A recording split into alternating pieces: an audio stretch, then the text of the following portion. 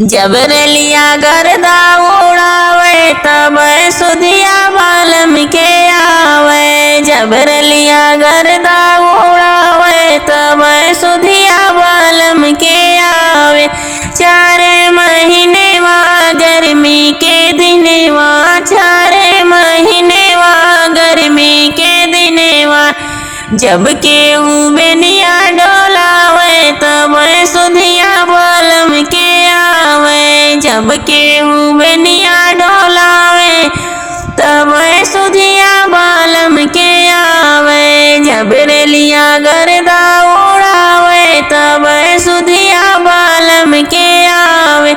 4 महीना बरखा के दिनेवा 4 महीना बरखा के दिनेवा जब केहू बंगला छवावे तब सुधिया बालम के आवे। जब केहू बंगला छवावे तब सुधिया बालम के आवे। जबरलिया गर्दा उड़ावे तब सुधिया बालम के आवे।